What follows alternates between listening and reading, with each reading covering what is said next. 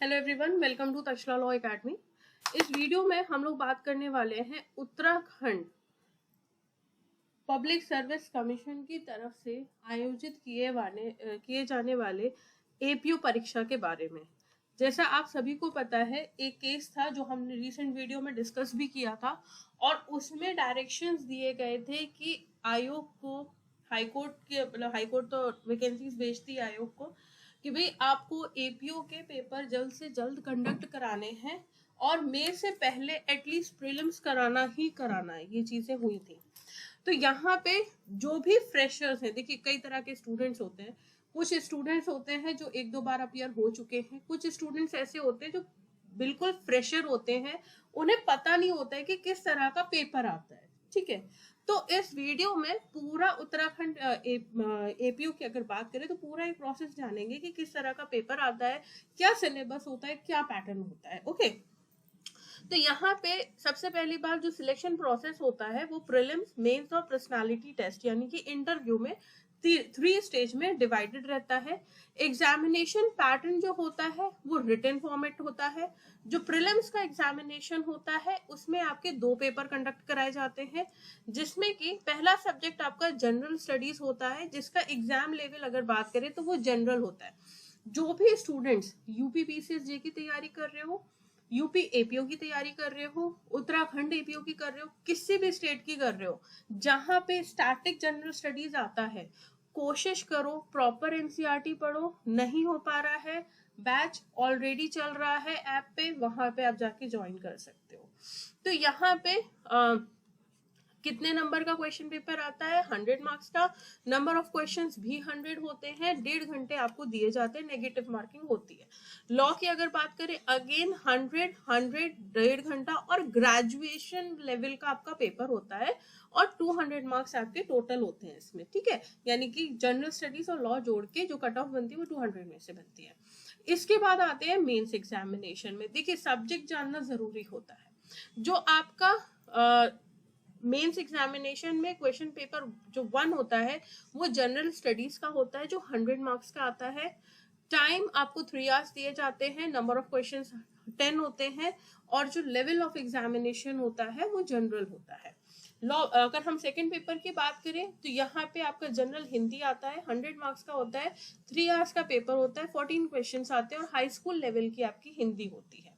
Next जो आपका आता है that is law paper 3 law paper 1 होता है, जिसमें क्रिमिनल लॉ पूछा जाता है, प्रोसीजर पूछा जाता है और पुलिस एक्ट पूछा जाता है। 100 marks, 3 hours, 10 question and law का पेपर होता है। फोर्थ पेपर आपका लॉ पेपर 2 होता है, जिसमें पूरा का पूरा एविडेंस एक्ट आता है, 100 मार्क्स का होता है, 3 आवर्स का होता है, 10 क्वेश्चन होते हैं और ये लॉ का पेपर है। एग्जामिनेशन का सिलेबस देख लेते हैं। तो अब देखिए डिटेल्ड सिलेबस दिया है for prelims examination and mains examination. Prelims की अगर बात की जाए, जनरल स्टडीज आता है, 1.5 घंटे का होता है, 100 मार्क्स होते हैं। ऑब्जेक्टिव पेपर होता है। तो यहाँ पे basically day to day basis पे जो भी हैपनिंग हो रही है इंडिया में, वर्ल्ड में, ये सारी चीजें आपको पढ़नी होती हैं। जनरल अवेयरनेस आपको आना चाहिए, जनरल साइंस आना चाहिए, करंट इवेंट्स नेशनल और इंटरनेशनल दोनों ही कैटेगरी के। तो करंट अफेयर्स मंथली बेसिस पे विद एमसीक्यूज ऐप पे चल रहा है, जिसको ज्वाइन करना है ज्वाइन कर लो। History of India, Indian national movement और इंडियन पॉलिटी हो गया। इसके बाद आपका geography, Indian economy, art, culture, traditions of Uttarakhand, यानी कि उत्तराखंड के लिए चाहे आप जुडिशरी पढ़िए चाहे आप एपीओ पढ़िए, उत्तराखंड में उत्तराखंड का लोकल पढ़ना is very very important. Revenue police system ये अलग आती है, ये आपका जो पटवारी वगैरह हो गया, इसके बारे में आपको पता होना चाहिए। जनरल जो एडमिनिस्ट्रेटिव सेटअप होता है उत्तराखंड का, ये आपको पता होना चाहिए। उत्तराखंड की फॉरेस्ट कैसी है, क्रॉप, ट्राइब्स, माउंटेन्स, रिवर्स, ये सारी चीजें आपको पता होनी चाहिए। अब अगर आते हैं जनरल साइंस पे, तो जनरल साइंस में सबसे पहली बात जो आपकी बेसिक चीजें हैं, एलिमेंट्री नॉलेज होती है रिगार्डिंग साइंस, वो चीजें आपको पता होनी चाहिए। Everyday observation experiences, basic law जो आपका साइंस से रिलेट करता है। इफ स्पेसिफिकली अगर उत्तराखंड की बात करें तो यहाँ पे environmental factors, natural resources, food crops हो गया, बायोस्फीयर हो गया, human diseases, flora fauna, national parks and wild life, ये सारी चीजें आपको रिलेटेड टू उत्तराखंड, यानी कि उत्तराखंड का अगर आप पेपर देने जा रहे हैं तो उत्तराखंड का लोकल आपका बहुत अच्छे से तैयार होना चाहिए। करंट इवेंट्स की बात करें तो इंडिया इंटरनेशनल पढ़ना ही पढ़ना है, उसके साथ में उत्तराखंड का जो करंट अफेयर है that is also important. Next आता है हिस्ट्री ऑफ इंडिया की अगर बात करें तो सोशल इकोनॉमिकल पॉलिटिकल सारी चीजें हैं। आईएनएम की बात की जाए, इंडियन नेशनल मूवमेंट, तो इसमें आपका फ्रीडम मूवमेंट हो गया, ग्रोथ ऑफ नेशनलिज्म कैसे हुआ, उत्तराखंड का उसमें कितना पार्टिसिपेशन था, क्या पार्टिसिपेशन था, इंडियन पॉलिटी पोस्ट इंडिपेंडेंस, तो यहाँ से आपके पंचायती राज से रिलेटेड क्वेश्चन है, कम्युनिटी डेवलपमेंट से रिलेटेड है, ये सारी पूछी जाती हैं। ज्योग्राफी और इंडियन इकोनॉमी की अगर बात करें तो बेसिक क्वेश्चन पूछते हैं। ज्योग्राफी में उत्तराखंड का ज्योग्राफी ज्यादा पूछते हैं। Culture and traditions of Uttarakhand, तो इसमें आपको बहुत अच्छे से कल्चर और ट्रेडिशन पता होना चाहिए, specially for the tribes of Uttarakhand.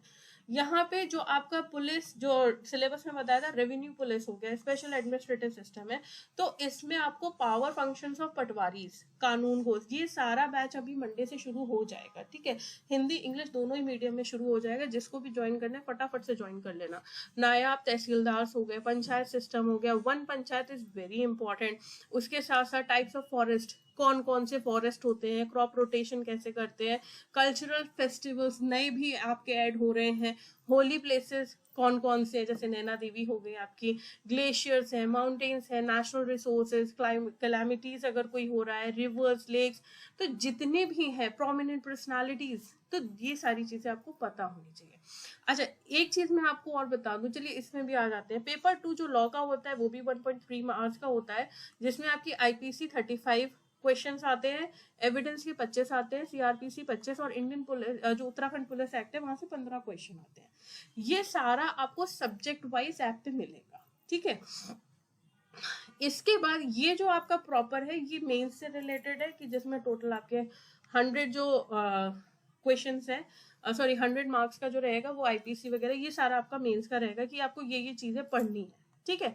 इसको हम लोग बाद में डिस्कस करेंगे। सबसे पहले ना जनरल नॉलेज पे ज्यादा फोकस रहेगा आज मेरा, क्योंकि देखिए जनरल नॉलेज की अगर बात करें आपको मेंस के लिए स्पेसिफिकली, देखिए प्री में तो आपको बहुत सारा पढ़ना है, लेकिन मेंस जो होता है ना वो बहुत ज्यादा कहते हैं कट शॉर्ट हो जाता है और बहुत ही स्पेसिफिक पढ़ना होता है। तो यहाँ पे जब आते हैं ना मेंस का पेपर जो लास्ट ईयर हुआ था, ये 2016 जरूर लिखा है बट ये लास्ट ईयर का ही पेपर, 2022 का ही पेपर है।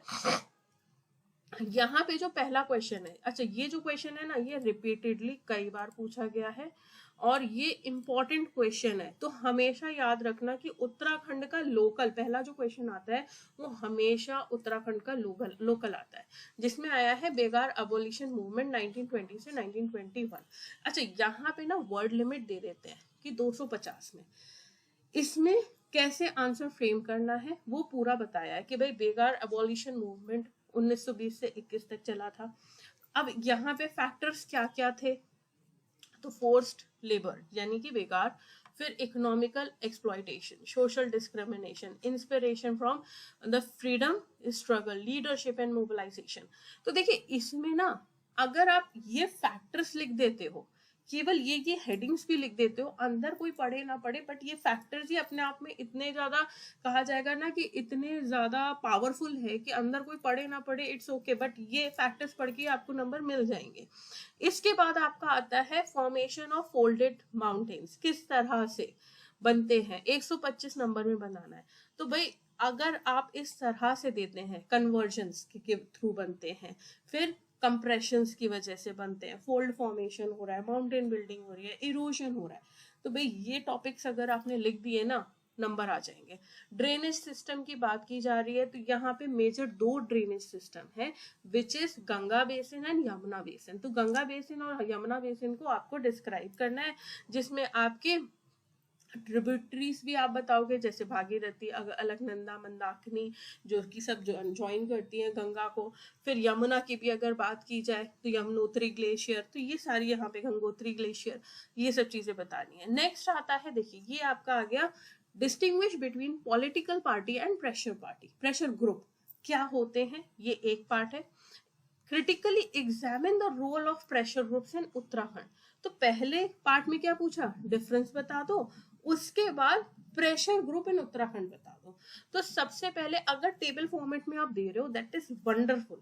तो नेचर एंड स्कोप आपने बता दिया कि भाई पॉलिटिकल पार्टी इस तरह से एक ऑर्गेनाइज्ड ग्रुप होती है जो कहीं ना कहीं गेल सीख करते हैं for the political pressure, contest करती है इलेक्शन में, गवर्नमेंट फॉर्म करती है। उसी जगह पे प्रेशर ग्रुप की बात करें तो these are the organised association that advocate for a specific policy change या prompt to the particular cause. ठीक है, मेंबरशिप की बात करते हैं तो पॉलिटिकल पार्टीज में आपकी मेंबरशिप दी जाती है, सपोर्टर्स होते हैं, मेंबर्स होते हैं, वोटर्स होते हैं। उसी तरह से यहाँ पे जो मेंबर्स बनते हैं उनका कॉमन गोल होता है, ठीक है, कॉमन इंटरेस्ट होता है, कॉमन गोल होता है। स्ट्रक्चर एंड लीडरशिप की बात करें तो ये पॉलिटिकल पार्टीज आपके हायरार्कियल चलते हैं, इसमें लीडर्स होते हैं, पार्टी ऑफिशियल्स होते हैं, इलेक्टेड रिप्रेजेंटेटिव होते हैं। उसी तरह से जो आपके प्रेशर ग्रुप्स होते हैं वो बहुत ही फ्लेक्सिबल स्ट्रक्चर पे काम करते हैं। लीडरशिप होती है लेकिन जो पूरा ऑर्गेनाइजेशन का जो गोल है उसके बेस पे रहता है। उनको इससे मतलब नहीं है कि कौन यहाँ पे बैठ रहा है या कौन वहां लीडरशिप दे रहा है, उससे मतलब नहीं है। मेन ये है कि गोल अचीव करना है। जैसे कि आपको एपीओ बनना है तो वो जो ग्रुप है that is not about political party, that is about the pressure group. भाई 5 लोग मिलके सोच रहे हैं कि मेरे को एपीओ निकालना है, निकालना है, मुझे सिविल जज निकालना ही निकालना है, मुझे एडीजे बनना ही बनना है, तो वो जो है ना दैट इज, उससे कोई मतलब नहीं है कि कौन लीडरशिप दे रहा है, कौन मेंबर बन रहा है, that doesn't matter. It matters कि हमको ये गोल चाहिए, दैट्स इट। फिर पार्टिसिपेशन इन इलेक्शन, तो यहाँ पे पॉलिटिकल पार्टी पार्टिसिपेट करती है इलेक्शन में, अपने कैंडिडेट्स को खड़ा करती है, जीत जाते हैं तो लेजिस्लेचर में बैठती है। प्रेशर ग्रुप में ऐसा कोई इलेक्शन नहीं होता है। पॉलिसी एडवोकेसी होती है। तो इस तरह के पॉइंटर्स में आप दे सकते हैं। अब यहाँ पे आता है role of pressure group, heading दो प्रॉपर्ली, ठीक है। इसमें इन्फ्लुएंस ऑन पॉलिसी, पॉलिसी को इन्फ्लुएंस कराना, लोकल एंड रीजनल इश्यूज को लेके आना, लिमिटेड रिसोर्सेज। भाई प्रेशर ग्रुप जो होते हैं ना वो बहुत छोटे छोटे बनते हैं और उनका जो कहा जाए एफर्ट्स होते हैं वो ज्यादा होते हैं, सस्टेन्ड होते हैं। लैक ऑफ रिप्रेजेंटेशन, जरूरी नहीं है कि सब जगह ही बन जाए, भाई बहुत मुश्किलों का सामना करना पड़ता है, फ्रेगमेंटेशन भी हो जाता है कई बारी। ठीक, नेक्स्ट जो आपका क्वेश्चन आता है दैट इज रिगार्डिंग कि भाई आपको 50 वर्ड्स में इनको डिफाइन भी करना है और एक्सप्लेन भी करना है विद एग्जांपल। तो भाई 50 वर्ड्स जब आपको लिमिट दे दिया है उतने में ही डिसाइड करो। जैसे communicable and non communicable diseases, communicable का मतलब क्या हुआ, जो एक दूसरे से फैलती है, इन्फेक्टिशियस डिजीजेस है, जैसे बैक्टीरिया है, वायरस है, पैरासाइट हो गया। कोविड-19 very good example, tuberculosis, HIV, AIDS. Non communicable कौन से हो गए, तो जैसे जो आपके लाइफ स्टाइल है, जेनेटिक है, एनवायरमेंटल फैक्टर्स के थ्रू फैल रहा है, जैसे आपकी हार्ट डिजीज हो गई, डायबिटीज हो गया, कैंसर हो गया, ट्यूमर हो गया, बहुत सारी है। फिर इसी तरह से आपसे conventional and non conventional energy sources मांगे हैं, तो ये भी आपने प्रॉपर इसकी हेडिंग दी। हेडिंग जरूर दीजिए जब भी आप मेंस लिखिए, go with the headings, it is very important। next है telecommunication mobile technology and it's brief applications. तो टेलीकम्युनिकेशन क्या होता है, तो basically transmission of information, voice, data, long distance में आप जैसे भी कर रहे हैं। उसका एग्जाम्पल क्या है, मोबाइल फोन है, स्मार्टफोन है, सेल्यूलर नेटवर्क्स है।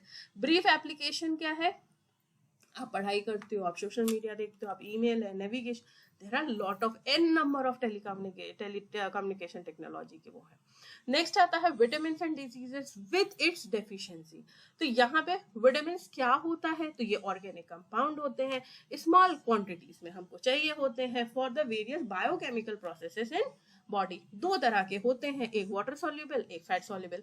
तो 50 वर्ड में तो बताना है, लेकिन ऐसा लिखना है ना कि बिल्कुल एकदम टू द पॉइंट और बढ़िया वाला। तो यहाँ पे वाटर सॉल्युबल होता है, बी कॉम्प्लेक्स है, विटामिन सी है, फैट सॉल्युबल की बात करें तो ADEK हो गया। अब यहाँ पे सिंपल जो आपको याद है, जैसे विटामिन सी है भाई, स्कर्वी होती है, फटीग आता है, ब्लीडिंग ऑफ गम्स होते हैं, तो जो आपको याद है आपने वो बता दिया। फिर डिजीजेस विद विटामिन डेफिशिएंसी, तो यहाँ पे स्कर्वी, रिकेट्स, बेरी नाइट ब्लाइंडनेस। अब यहाँ पे एक चीज देखना, यहाँ पे जो क्वेश्चन है ना, यहाँ पे आपसे पूछा है विटामिन को डिफाइन करो और डिजीजेस भी बताओ। तो ऐसा नहीं है कि आपने ये बता दिया तो ये नहीं लिखोगे, इसकी इंपॉर्टेंस अलग है और इसकी इंपॉर्टेंस अलग है, लिखना दोनों है, ठीक है। हार्ड वाटर, सॉफ्ट वाटर क्या होता है ये बता दिया। तो इसी तरह से अब आते हैं उत्तराखंड लोकल पे। ये वाला मैंने अभी सॉल्व नहीं किया है but I will show you. देखिए उत्तराखंड लोकल ये रहा, देखिए यहाँ पे assembly election in Uttarakhand 2022 for and formation of government. अभी क्या आ सकता है, टनल वाला, ठीक है, जो अभी टनल में मजदूर बेचारे फंस गए थे वो वाला problem and war of Ukraine and efforts of India, women world cup cricket tour 2020। तो यहाँ पे आपका वर्ल्ड कप अभी हुआ भी है, इंडियन टीम की परफॉर्मेंस भी पूछ सकते हैं। अभी क्या है, इलेक्शन हो रहे हैं सब जगह, बिहार का कास्ट वाला भी पूछ सकते हैं। फिर nationwide covid vaccination campaign specific reference to Uttarakhand, तो उत्तराखंड का करंट पढ़ो, ठीक है। ये सब चीजें जब आप पढ़ोगे तो आप खुद भी निकाल सकते हो। कोशिश करो, बैच नहीं ज्वाइन करो, मैं वो नहीं कह रही कि आप मुझे ही ज्वाइन करो, किसी को भी ज्वाइन करो। आप बैच अगर नहीं भी ज्वाइन कर पा रहे हो ना, टेस्ट सीरीज जरूर ज्वाइन करो, मेन सी टेस्ट सीरीज, क्योंकि answer writing is very important. हमारे यहाँ क्या होता है, बच्चे भेजते हैं, चेक करते हैं, वापस भी देते हैं, तो उससे उन्हें बड़ा फीडबैक मिलता है, तो बड़ा अच्छा उनको एक वो मिलता है कि अच्छा ठीक है ऐसे लिखना है, ये चीज हमारी गलत हुई है, इसको हमें ऐसे लिखना है, अच्छा ये चीज मैंने बहुत अच्छी लिखी है, तो that will make your answer writing very good. So thank you so much and all the best for your examinations.